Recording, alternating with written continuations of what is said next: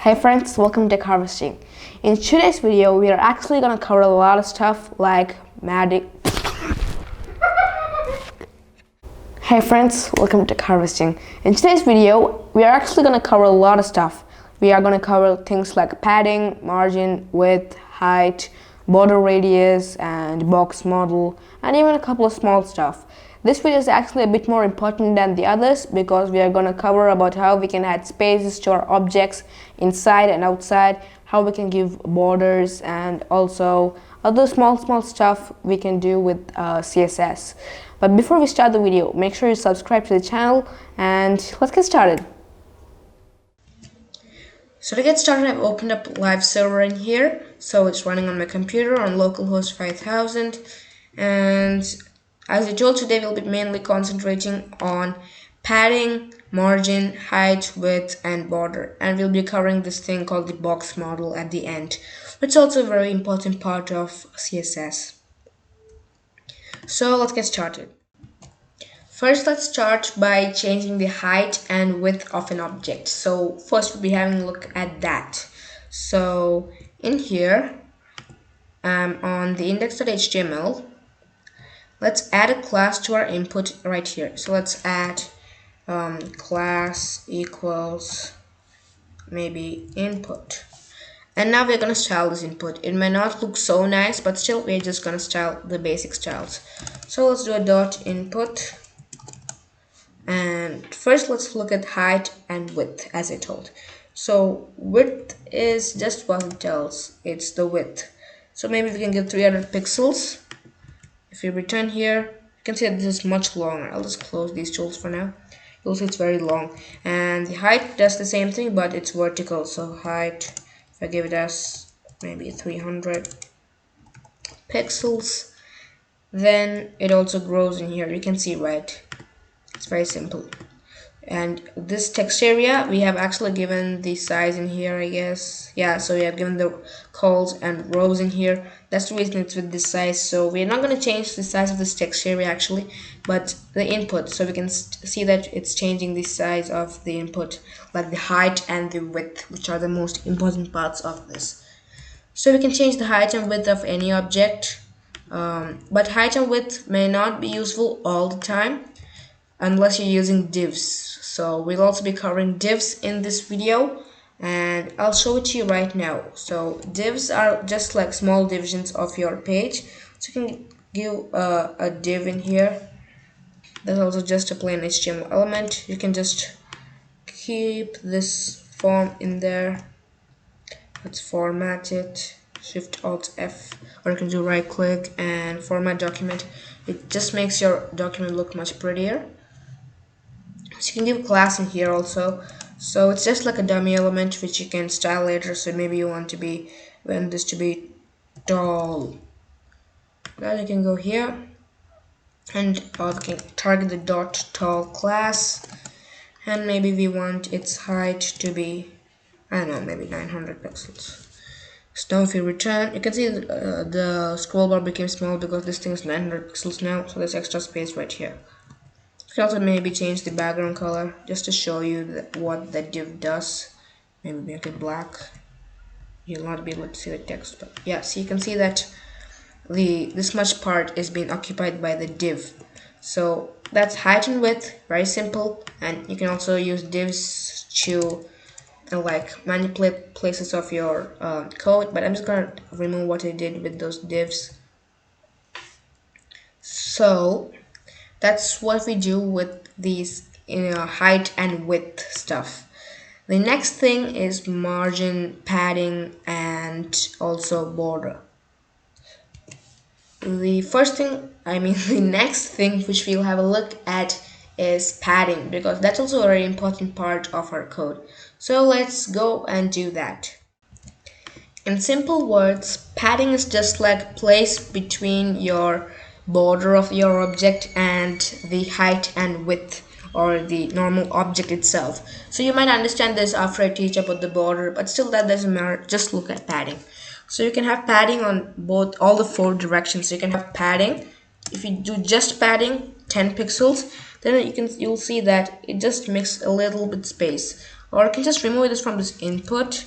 And for example, as a good example, I'll show it to you on this I like to code text. So if I go over there, I can add a class there of padding, just to show you about padding. And you can do a dot padding, and you could also have a padding of 5 pixels. You'll see that it just adds some space in there. If you want, if you want to really see the change, you can make it 100 pixels. You'll see that there's space between like the border of the object and the height and width of the object. Now you may not be able to see the border, of course, so you can I'll show you how to change the border later, but still, yeah, that's padding. It's just the place between the border and the height and width, or the actual element itself. You can add correct border over here, so maybe I want 10 pixels in here, but this is going to apply to all the directions. You can see that at the left of this I in here, there's a bit too much space when compared to the text on top and the bottom. So you can see that there's a little place in here, but here there's a bit too much.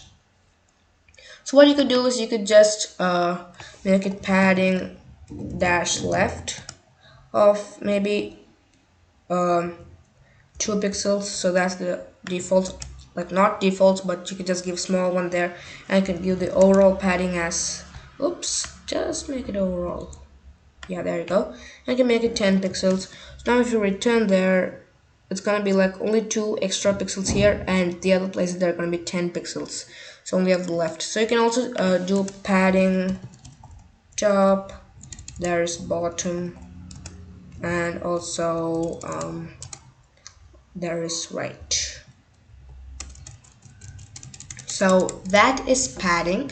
You might understand padding, as I told, at the end or after I explain all these, but let's just style these inputs using padding. So let's add an input class here also for this one, and let's remove this and apply padding to these inputs. So I don't want this to look crazy right here with this whole big units.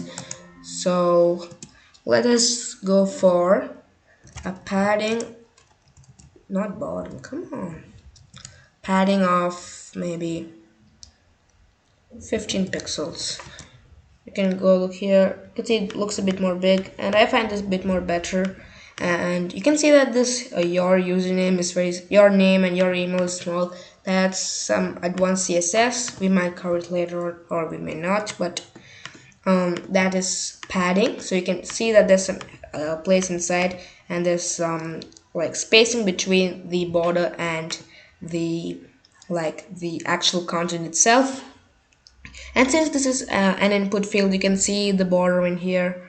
Yeah, so that was actually about padding.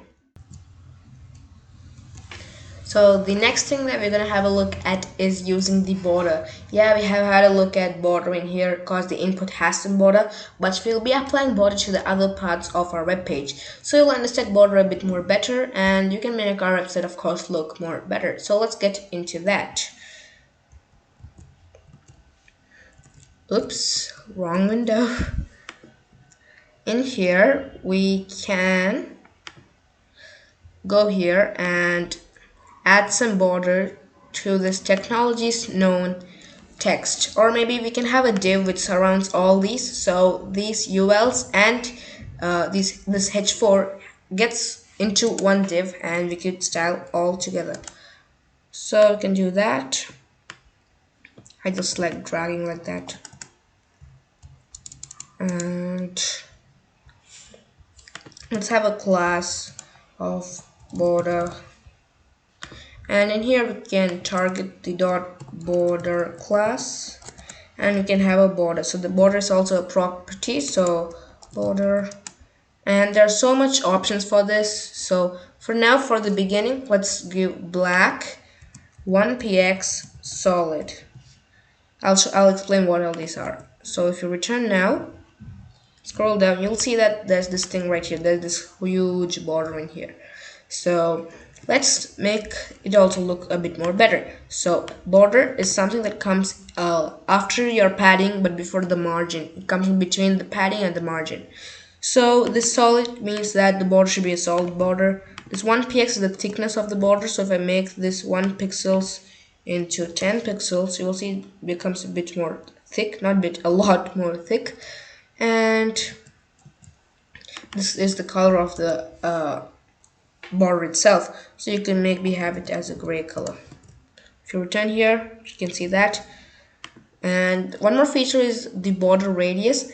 Actually, if you remember, we had actually applied border radius when we had used the image. So you can see there's this style equals border radius and that blah blah blah. So let's apply this style within a style sheet. So I'll just give a class of image, and we can target the image in here. So dot image, since it's a class, and we can have a border radius of 100 pixels. I guess that's what I gave in there. And I can see it comes back like that. So just this border radius makes your border rounded. So that's what this border radius thing does. And you can also apply border radius in there. So we could have a border dash radius of maybe 15 pixels, just a bit rounded in there. You can also make this a bit more thin. It's too fat, so you can make it width of 200 pixels. And yeah, you can see that it's just in the box now. Another feature is max width and min width. You can also use that. So max width will make it like it cannot go above a particular width. So if we make it 100 pixels, it'll get smaller. Right now you can see it got very small. That's because our width is 200, so it goes for 200. Then suddenly the browser tells that it should not go above 100 because it's the max width. So it again goes below 100, and that's what happens. There's even a min width property. So in case our website is too small, so I'm just gonna inspect, and there's this feature called device toolbar. If you click in there, you'll see how it get too small on mobile phones. Yeah, it does not look so nice on mobile phones. We'll fix that later. If it becomes too small, you'll see that this stays like this. That's because its minimum width is 100 pixels. If you remove that, no, black backslash over there, you can see it became very small, just like the others. See? So I'll just bring that back, and that's max width and min width. I didn't actually plan it for the video, but yeah, just some extra knowledge. So that's border and border radius. So let's now have a look at margin. Margin also is a very important part of the box model, and so margin is like something that stays after the border, but there's nothing after it. So from inside it's width or height, the element itself, then there is the padding, then there's the border, and then there is the margin. So let's get started on working with margins. So we're gonna make this button look prettier. So we're gonna apply everything we learned till now, and also we're gonna have a look at margin.